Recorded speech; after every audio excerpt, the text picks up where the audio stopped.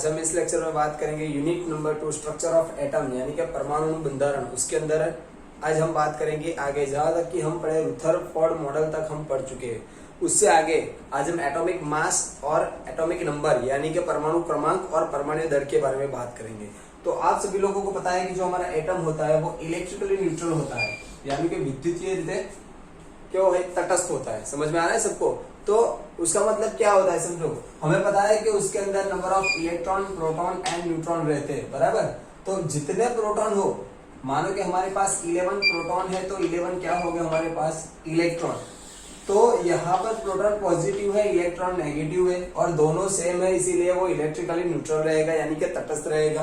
तो यहाँ पर मैं बात करूँ एटॉमिक नंबर की। चलो यहाँ पर सबसे पहले मैं हाइड्रोजन के बारे में बात करूँ। 1 नंबर हाइड्रोजन होता है, उसका एटॉमिक नंबर, हाइड्रोजन का एटॉमिक नंबर क्या होता है 1 होता है। तो उसके ऊपर से हमें क्या पता चला कि उसके अंदर 1 प्रोटॉन है। क्या है 1 प्रोटॉन? समझ में आ रहा है सबको?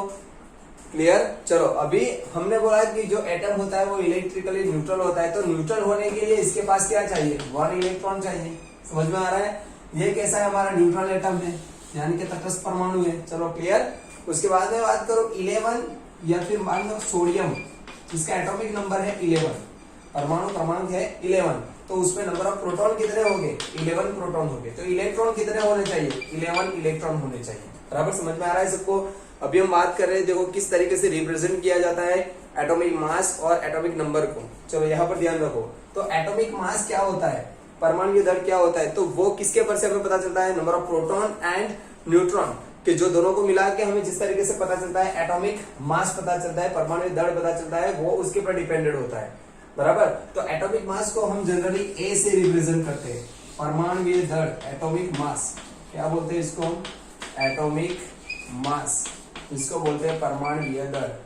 उसके बाद एटॉमिक नंबर को जेड से रिप्रेजेंट करते हैं, यानी कि एटॉमिक नंबर क्या बोलते हैं इसको हम, एटॉमिक नंबर, परमाणु क्रमांक। चलो क्लियर। और एक्स जो होता है उसको हम बोलते हैं एलिमेंट्स। क्या बोलते हैं उसको, एलिमेंट। क्लियर, यानी कि तत्व, या फिर आप बोल सकते हो एलिमेंट या तत्व। चलो क्लियर। एक्स, तो इसको रिप्रेजेंट किस तरीके से किया जाता है यहाँ पर ध्यान रखो। सबसे पहले आपको वो बात ध्यान रखनी है कि जितने उसका एटॉमिक नंबर है, जितना उतने ही उसमें क्या हो गया प्रोटॉन, जितना उसका एटॉमिक नंबर है उतने ही उसमें प्रोटॉन हो गए। बराबर। जो कि इलेक्ट्रॉन तो हम रिमूव कर सकते हैं, गेन कर सकते हैं, वो कैटायन भी बन सकता है, एनायन भी बन सकता है, बट यहाँ पर ये ध्यान रखो। चलो सबसे पहले हमें एक्स इस तरीके से लिखना है, x A Z superscript and subscript. बराबर। यहाँ पर ऊपर और यहाँ पर नीचे इस तरीके से लेफ्ट हैंड साइड में लिखा जाता है। ए जो है वो हमारा एटॉमिक मास है, जेड जो है वो हमारा एटॉमिक नंबर है। चलो क्लियर। मैंने अगले वीडियो में आपको बताया था एटॉमिक मास और एटॉमिक नंबर किस तरीके से याद किया जाता है। बराबर। एटॉमिक नंबर से ऑलमोस्ट डबल क्या होता है एटॉमिक मास। बट कुछ हमारे पास ऐसे एलिमेंट है जैसे कि बेरिलियम है, सोडियम है, पोटेशियम है, क्लोरीन है, वो एलिमेंट में कुछ चेंजेस होते हैं, उसके अलावा सब सेम रहता है। चलो यहाँ पर एक्स जो है हमारा एलिमेंट है, यानी कि मैं बात करूं 11 नंबर की, 11 नंबर सोडियम की बात करूं, तो चलो एलिमेंट्स यानी कि उसको हम तत्व क्या बोलते हैं एक्स। तो यहाँ पर मैं लिख दूं Na, तो ये हो गया Na। चलो उसके बाद A यानी कि एटॉमिक मास, परमाणु दर। तो Na का एटॉमिक मास कितना था 23, तो यहाँ पर हम लिखेंगे 23। उसके बाद Z यानी कि एटॉमिक नंबर क्या होगा उसका 11। चलो क्लियर, वो हमें पता है। तो इस तरीके से उसको रिप्रेजेंट किया जाता है। या फिर अगर आपको यहाँ पर ध्यान रखो, यहाँ पर मैं आपको बता दूं कि number of electron, number of proton, number of neutron मैं आपको बता दूं, तो आपको इस तरीके से सिंबॉलिक रिप्रेजेंट करना आना चाहिए। मानो कि मैंने सबसे पहले आपको बता रहा हूं यहाँ पर कि P plus proton is equal to यहाँ पर 12 है, इलेक्ट्रॉन इज इक्वल टू 12 है, और N0 neutral is equal to यहाँ पर मैं बोल दूं 12 है। चलो समझ में आ रहा है? तो आपको किसके पर से डिसाइड करना है कि ये कौन सा एलिमेंट होगा, ध्यान रखना है यहाँ पर आपको डिसाइड करना है प्रोटॉन के पर से। तो प्रोटॉन यहाँ पर कितना है, प्रोटॉन 12, तो उसका मतलब उसका एटॉमिक नंबर Z कितना होगा, Z कितना होगा 12। चलो 12 नंबर में कौन आता है, तो मैग्नीशियम। तो यहाँ पर हम लिखेंगे सबसे पहले एलिमेंट जो हमें तत्व मिला वो हमारा मैग्नीशियम होगा। एटॉमिक नंबर हमारा होगा 12, तो यहाँ पर मैं लिखूंगा 12, और दोनों का एडिशन करके आपको जो मिलेगा वो हम क्या बोल देंगे 24, यानी कि एटॉमिक मास परमाणु दर। चलो क्लियर हो रहा है सबको। इस तरीके से आप बहुत इजीली इसको कर सकते हो। अभी कोई बच्चे सोच रहे होंगे सर इलेक्ट्रॉन पर से नहीं लिख सकते, इलेक्ट्रॉन पर से आप क्यों नहीं लिख सकते? देखो मैं आपको बता रहा हूँ, यहाँ पर ध्यान रखो सब लोग। यहाँ पर मानो कि मैंने लिखा P plus proton is equal to 70, electron is equal to 18 and neutral, या फिर मान लो आप 17 अभी मत लो, 16 ले लो। चलो 16 ले लिया, इलेक्ट्रॉन इज इक्वल टू 18 और न्यूट्रॉन इज इक्वल टू 16। चलो इस तरीके से लिख दिया मैंने। तो उसका P plus proton is equal to कितना है? 16 है। तो चलो यहाँ पर 16 है, यानी कि उसके ऊपर से हमें एटॉमिक नंबर पता चलेगा, Z इज इक्वल टू क्या होगा हमारा 16। तो 16 में आएगा सल्फर। तो चलो मैंने सल्फर लिख दिया। उसके अंदर देखो न्यूट्रॉन प्रोटॉन पर से हम क्या लिख देंगे? उसका एटॉमिक मास 32 मैंने लिख दिया। चलो क्लियर। अभी हमें लिखना है एटॉमिक नंबर, तो कितना होगा 16। चलो अभी इलेक्ट्रॉन काउंट करो, तो इलेक्ट्रॉन है 18। यहाँ पर जिसका उतना एटॉमिक नंबर है उतने इलेक्ट्रॉन तो अंदर है, यानी कि 16 तो है, बट हमें तो लिखा है यहाँ पर 18, यानी कि 2 इलेक्ट्रॉन वो गेन कर रहा है। तो उसको किस तरीके से लिखना है हमें? -2 गेन करता है, तो हम क्या लिखते हैं उसको -2। चलो समझ में आ रहा है सबको। ये मैंने बेसिक में आपको पढ़ाया है कि कौन से एलिमेंट इलेक्ट्रॉन रिलीज कर सकते हैं, कौन से एलिमेंट इलेक्ट्रॉन गेन कर सकते हैं। 1 to 20 atomic number electronic configuration पर से आपको ये पता चलता है। चलो डियर डन यहाँ पर। तो इस तरीके से आपको रिप्रेजेंट करना है, या फिर आपको मानो कि इस तरीके से कोई सिंबॉलिक रिप्रेजेंटेशन दिया गया है, तो उसके पर से आपको इलेक्ट्रॉन प्रोटॉन या न्यूट्रॉन फाइंड करने हो तो इस तरीके से फाइंड कर सकते हो। देखो सबसे पहले जितना उसका एटॉमिक नंबर है Z, उतना तो उसमें प्रोटॉन होगा, यानी कि 16 एटॉमिक नंबर है तो प्रोटॉन कितने हो गए? 16। इलेक्ट्रॉन किस तरीके से पता चलेगा? हमें देखना है कि उसके ऊपर कोई चार्ज है कि नहीं है। देखो यहाँ पर कोई चार्ज नहीं है, पॉजिटिव नहीं है, नेगेटिव नहीं है, तो जितना एटॉमिक नंबर उतने इलेक्ट्रॉन। उसके बाद न्यूट्रॉन किस तरीके से लिखेंगे? तो एटॉमिक मास में से हम एटॉमिक नंबर माइनस कर देंगे, यानी कि क्या करना है न्यूट्रॉन को फाइंड करने के लिए आपको A माइनस Z कर देना है। तो इससे आप न्यूट्रॉन निकाल सकते हो। चलो क्लियर। या फिर आप लिख सकते हो न्यूट्रॉन जो कि चेंजेस रहता है उसमें आइसोटॉप्स और आइसोबार हम पढ़ेंगे, कि जिसमें कई बार हम 12 भी बोल सकते हैं, 13 भी बोल सकते हैं, 14 भी बोल सकते हैं, बराबर, जो मैं आगे बढ़ा रहा हूँ आपको। चलो उस पर इतना ध्यान मत दो, बट यहाँ पर ध्यान रखो। चलो इस तरीके से आप रिप्रेजेंट कर सकते हो। सबसे पहले मैं एक आध 2 एग्जांपल आपको बताता हूँ, उसके बाद मैं होमवर्क में देता हूँ आपको करने के लिए, बराबर। मैं अभी इलेक्ट्रॉन प्रोटॉन या न्यूट्रॉन लिखूंगा, उसमें से आपको ये रिप्रेजेंट करना है, और कुछ एग्जांपल ऐसे दूंगा जिसमें से आपको इलेक्ट्रॉन प्रोटॉन न्यूट्रॉन फाइंड करना है। डन। चलो सबसे पहले मैं बात करता हूँ सिंबॉलिक रिप्रेजेंटेशन किस तरह किया जाता है एटॉमिक नंबर और एटॉमिक मास पर। तो चलो सबसे पहले देखो फर्स्ट एग्जांपल। मान लो कि मेरा इलेक्ट्रॉन इज इक्वल टू, यहाँ पर मेरे पास है 11, या फिर मानो कि 10 है। Proton P plus is equal to मेरे पास है 11 और न्यूट्रॉन इज इक्वल टू मेरे पास है 12। चलो यहाँ पर सबसे पहले मैंने बताया था कि इलेक्ट्रॉन प्रोटॉन न्यूट्रॉन में से एटॉमिक नंबर कौन बताता है हमें? तो प्रोटॉन। तो प्रोटॉन हमें एटॉमिक नंबर बताता है। चलो प्रोटॉन का यहाँ पर प्रोटॉन कितने हैं हमारे पास? 11, यानी कि उसका एटॉमिक नंबर परमाणु क्रमांक क्या हो गया? 11, यानी कि 11 नंबर में कौन आता है? हमें पता है सोडियम आता है। चलो मैंने लिख दिया सोडियम Na। उसका एटॉमिक नंबर हमें पता चल गया 11, हम लिख देंगे यहाँ पर 11। अभी बात रही एटॉमिक मास और इलेक्ट्रॉन की। तो चलो एटॉमिक मास हम ये दोनों को कंबाइन कर तो हमें पता चल जाएगा, कितना पता चलेगा भाई? 23। चलो 23 एटॉमिक नंबर, एटॉमिक मास परमाणु दर मैंने लिख लिया यहाँ पर। चलो उसके बाद इलेक्ट्रॉन की बात करें, यहाँ पर 11 नंबर है प्रोटॉन, तो फिर 11 नंबर इलेक्ट्रॉन तो हो ही गए, डन। बट यहाँ पर इलेक्ट्रॉन बताए गए हैं 10। तो इलेक्ट्रॉन 10 करने के लिए हमें क्या करना पड़ेगा? उसमें एक इलेक्ट्रॉन रिलीज करना पड़ेगा, रिमूव करना पड़ेगा, दूर करना पड़ेगा। तो यहाँ पर देखो जब हम रिमूव करते हैं तो किस तरीके से लिखते हैं? पॉजिटिव +1। क्या टाइम होता है? चलो समझ में आ रहा है सबको? इस तरीके से लिखेंगे +1। और अभी यहाँ पर हमें क्या पता चलता है? प्रोटॉन कितने हैं? 11। इलेक्ट्रॉन कितने हैं? तो 11 + 1, यानी कि एक रिलीज कर दिया, माइनस हो गया उसमें से, तो क्या होगा? 10। न्यूट्रॉन क्या रहेगा हमारा? 12। चलो समझ में आ रहा है सबको? डन। चलो और एक एग्जांपल बता रहा हूं मैं आपको। दूसरा एग्जांपल हम दे देते हैं यहाँ पर। Electron is equal to 10, proton is equal to 7 and neutron is equal to 7। चलो यहाँ पर प्रोटॉन की साइन पर से हम प्रोटॉन नंबर कितने हैं हमारे पास? 7। तो 7 नंबर में आएगा नाइट्रोजन, एटॉमिक नंबर होगा 7। एटॉमिक मास कितना होगा? 14। उसके बाद चलो इलेक्ट्रॉन कितने हैं हमारे पास? 10। तो अभी तो हमारे पास 7 ही इलेक्ट्रॉन है, तो 3 इलेक्ट्रॉन क्या करेगा? गेन करेगा, इसलिए लिखना है -3, यानी कि n-3। तो ये हमारा हो गया इसके पर से सिंबॉलिक रिप्रेजेंटेशन। और मैं 3 आपको एग्जांपल दे रहा हूँ होमवर्क में, वो आपको होमवर्क में एग्जांपल करने हैं, वो मैं लास्ट में आपको बता दूंगा, उसके ऊपर से आपको करना है। चलो उसके बाद मैं बात कर रहा हूँ यहाँ पर कि जब हमें इस तरीके से सिंबॉलिक रिप्रेजेंटेशन दिया गया हो तो इलेक्ट्रॉन प्रोटॉन न्यूट्रॉन किस तरीके से फाइंड करते हैं। चलो फटाफट ध्यान रखो यहाँ पर। तो सबसे पहले मैं एक एग्जांपल दे रहा हूँ यहाँ पर।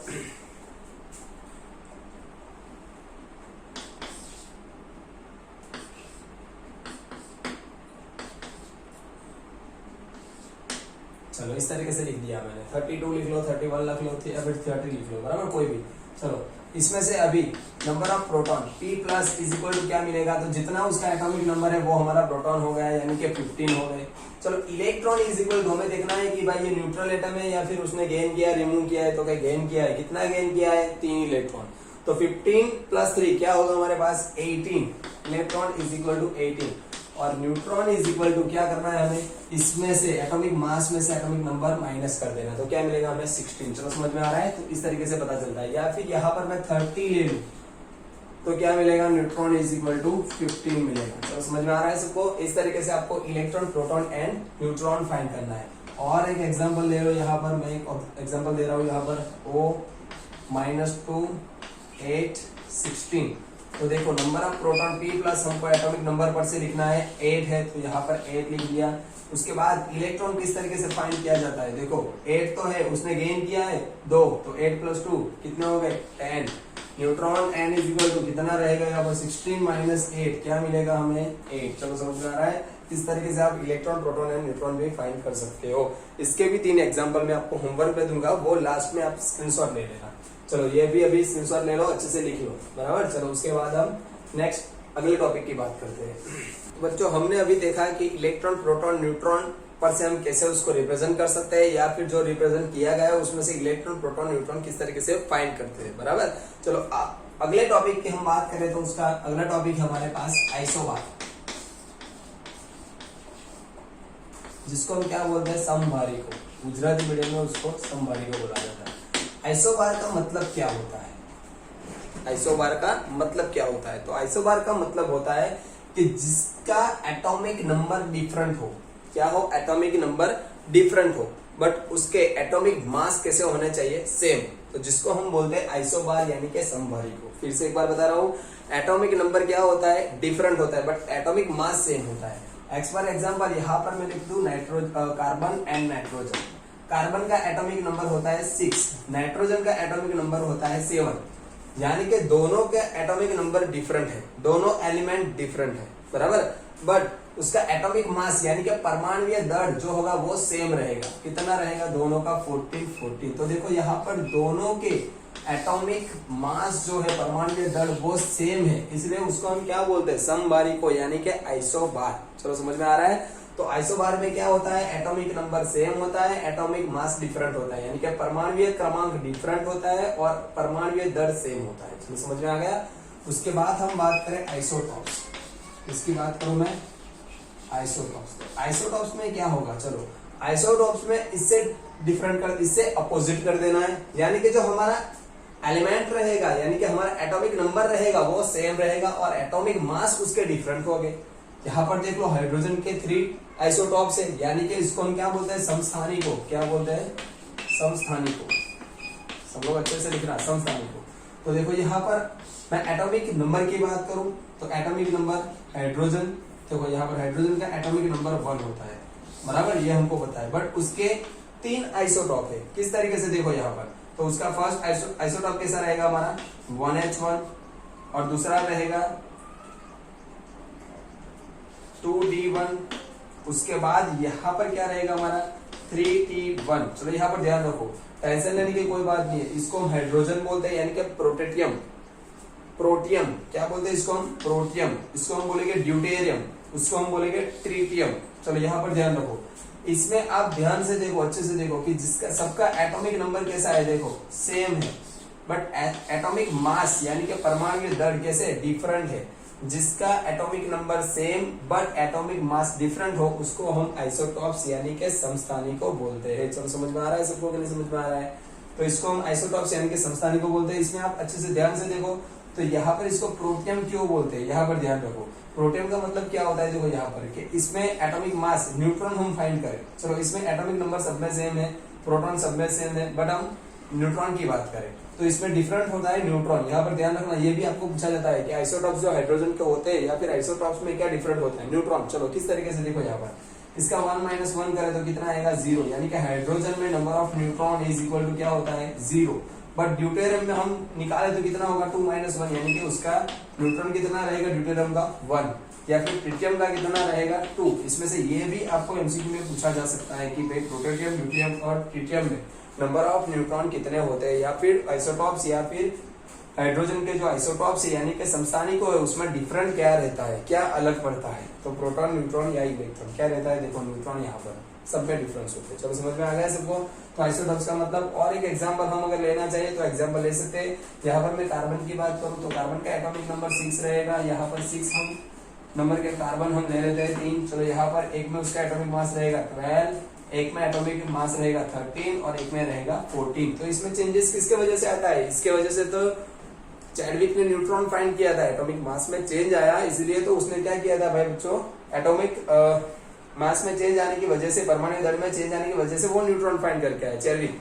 देखो यहाँ पर इसमें नंबर ऑफ न्यूट्रॉन कितने रहेंगे 6, यहाँ पर 7 और यहाँ पर 8। देखो यहाँ पर 12 - 6 यानी कि 6 रहेंगे, इसमें हमारे पास 7 आएंगे और इसमें हमारे पास 8 आएंगे। क्या, नंबर ऑफ न्यूट्रॉन। बाकी प्रोटॉन और इलेक्ट्रॉन तो सब में सेम रहेंगे। चलो यहाँ पर ध्यान रखो, मोस्ट टाइम पे एमसीक्यू मैंने बोला आइसोटॉप्स में क्या होता है, number of proton and electron same रहेगा, बट उसमें जो नंबर ऑफ न्यूट्रॉन होते हैं वो डिफरेंट होते हैं। उसका मतलब क्या होता है, आइसोटॉप यानी कि समस्थानिकों का जिसका एटॉमिक नंबर सेम हो बट एटॉमिक मास डिफरेंट हो। समझ में आ रहा है, जिसका परमाणु क्रमांक सेम हो बट उसका जो एटॉमिक मास, परमाणु दर होता है वो कैसा होता है, डिफरेंट होता है। तो ये था हमारा आइसोबार एंड आइसोटॉप्स यानी कि समस्थानिकों एंड समबारिकों। डन। चलो उसके बाद हम बात करते हैं आइसो इलेक्ट्रिक। चलो यहाँ पर ध्यान रखो, और एक टॉपिक है हमारा आइसो इलेक्ट्रिक। आइसो इलेक्ट्रॉनिक का मतलब होता है सम इलेक्ट्रॉनिया, सम इलेक्ट्रॉनिक। चलो यहाँ पर आइसो इलेक्ट्रिक का मतलब क्या होता है, सम इलेक्ट्रॉनिक का मतलब क्या होता है, जिसमें इलेक्ट्रॉन इज इक्वल टू, या फिर सब में इलेक्ट्रॉन कैसे होने चाहिए, सेम होने चाहिए, यानी कि इलेक्ट्रॉन सबके होने चाहिए। किस तरीके से, देखो यहाँ पर कुछ एग्जांपल दे रहा हूँ। यहाँ पर हम बात करते हैं कुछ एलिमेंट्स की। देखो मैं यहाँ पर आपको एग्जांपल दे रहा हूँ, Na जिसका होगा 11, या फिर लिख दूं मैं +1 और 23। अभी मैग्नीशियम के बारे में बात करूं +2, 12 या 24। एल्यूमिनियम की बात करूं 13 +3 26। समझो। चलो इसमें देखो आप, नंबर ऑफ प्रोटॉन कितने हो गए 11, इसमें कितने हैं 12, इसमें कितने हैं 13, इसमें नंबर ऑफ न्यूट्रॉन कितने हैं 12, यहाँ पर 12 और यहाँ पर क्या होगा इसमें 13। तो समझ में आ रहा है सबको। तो अभी मैं इलेक्ट्रॉन की बात करूं, इलेक्ट्रॉन इसमें कैसे है देखो। तो इलेक्ट्रॉन इसमें आइसो इलेक्ट्रिक मैंने पूछा है, सम इलेक्ट्रॉन ये पूछा है, तो इसमें इलेक्ट्रॉन कितने हो गए 11 होते और +1 है, यानी कि 11 थे और +1 है, यानी कि एक उसने क्या कर दिया, रिमूव कर दिया। तो उसका मतलब इसमें इलेक्ट्रॉन इज इक्वल कितना मिला हमें 10। यहाँ पर 12 था, 2 रिमूव कर दिया, तो इलेक्ट्रॉन इज इक्वल क्या मिलेगा हमें 10। 13 थे, 3 रिमूव कर दिया, यानी कि इलेक्ट्रॉन इज इक्वल हमें क्या मिलेगा 10। तो ये तीनों जो है वो आइसो इलेक्ट्रिक स्पीशीज है या फिर आइसो सम इलेक्ट्रॉनिया है, जिसमें इलेक्ट्रॉन सेम होते हैं, वो एलिमेंट को हम क्या बोलते हैं, आइसो इलेक्ट्रिक या फिर सम इलेक्ट्रॉनिया।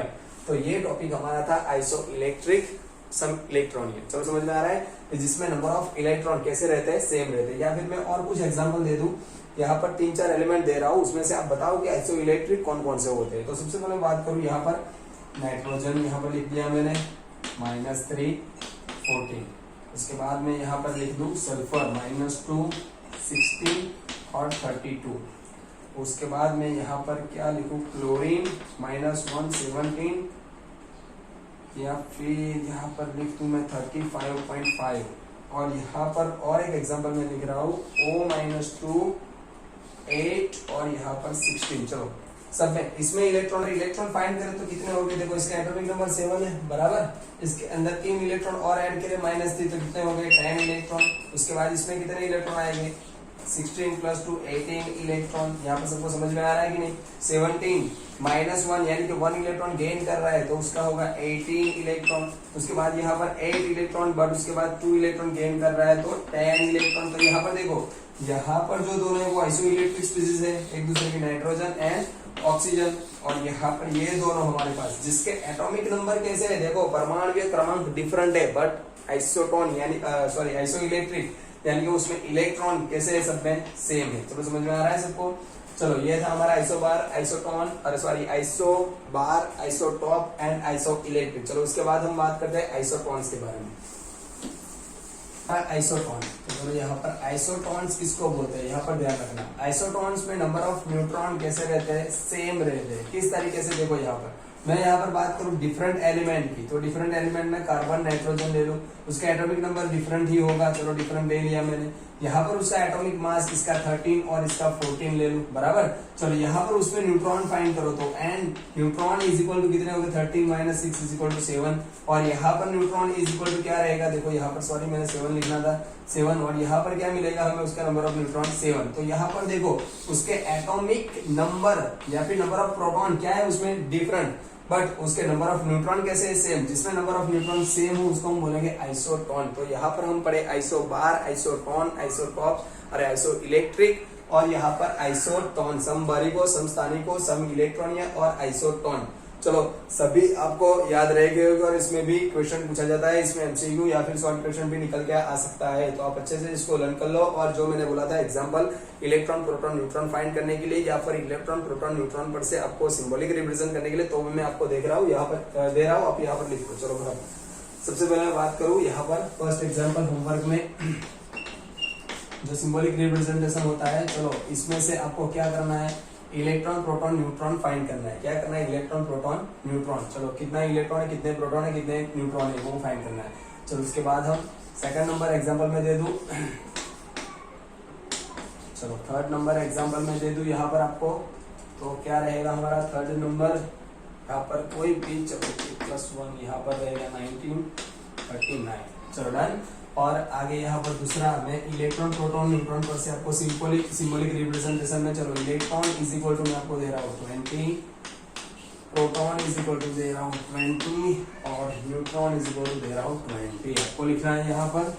और एक बात, इलेक्ट्रॉन इज इक्वल टू मैं यहाँ पर दे रहा हूँ 20, प्रोटॉन इज इक्वल टू आपको दे रहा हूँ यहाँ पर 21 और न्यूट्रॉन इज इक्वल टू दे रहा हूँ 23। चलो तो अपने हिसाब से इलेक्ट्रॉन प्रोटॉन न्यूट्रॉन पर से सिंबॉलिक रिप्रेजेंटेशन या सिंबॉलिक रिप्रेजेंटेशन पर से इलेक्ट्रॉन प्रोटॉन न्यूट्रॉन फाइंड कर लेना, ये आपका होमवर्क है। और एक तीसरा भी एक एग्जांपल दे रहा हूँ, चलो यहाँ पर